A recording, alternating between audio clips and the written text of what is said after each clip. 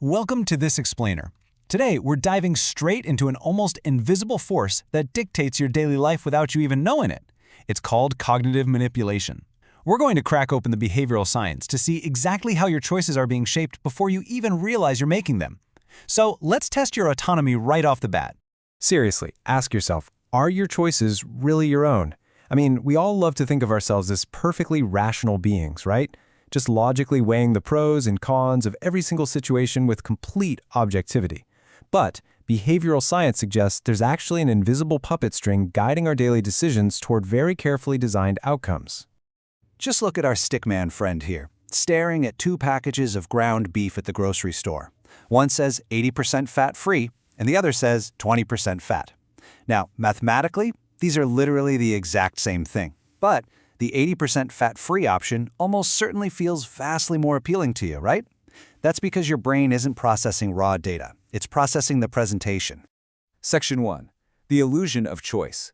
Let's look at how frames actually shape our reality.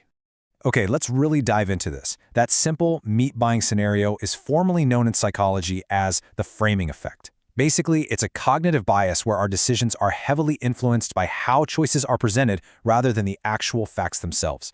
You see, the human brain absolutely craves the easiest path to understanding. We hate confusion, so we rely on the frame to make a lightning-fast judgment. Or picture this classic medical example. A doctor is outlining a procedure. If they tell our stickman he has an 80% chance of staying healthy, he feels totally reassured. But an identical 20% chance of developing a disease? That triggers immediate alarm bells. It's the exact same data, simply reworded, yet it dictates an entirely different emotional reaction, and ultimately, a different decision. Moving on to Section 2, the mechanics of manipulation. Why do our brains fundamentally fall for this? Well, why are we wired for this? It's not stupidity, I promise you. It's actually a brilliant evolutionary feature.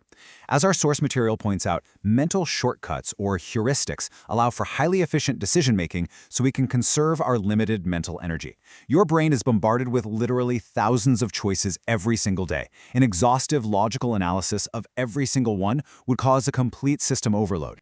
You might recognize this from Kahneman and Tversky's famous dual-process theory. We have System 1 thinking, which is super fast, intuitive, and automatic. And then we have System 2, which is slow, analytical, and takes a lot of effort. The framing effect effortlessly hacks into that fast System 1. When you react instantly to a frame, that's System 1 taking charge.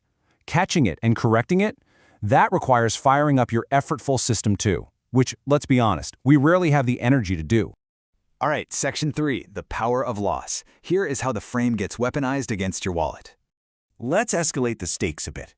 Choice architects, the people designing the environments we navigate, deliberately manipulate consumer behavior using gain-framed versus loss-framed messages.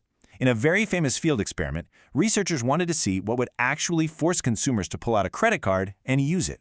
Just notice the massive disparity here. One group received a gain-framed message, basically highlighting the benefits of using the card.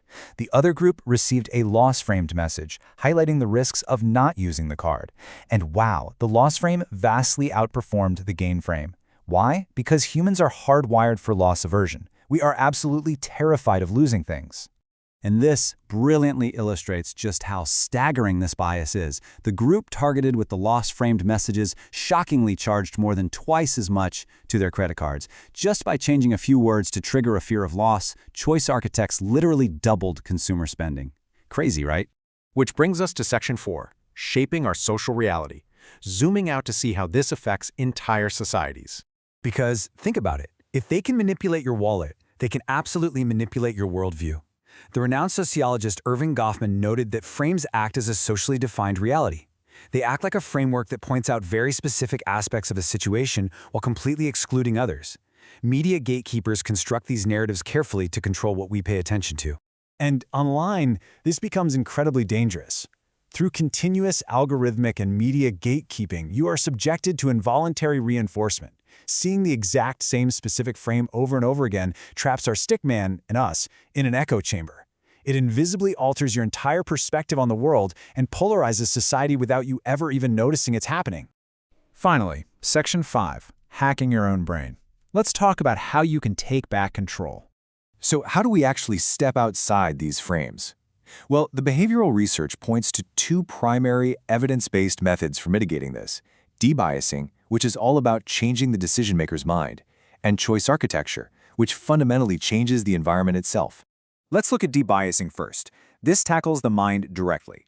It includes things like bias awareness training and setting up real-time warnings, effectively forcing you to pause.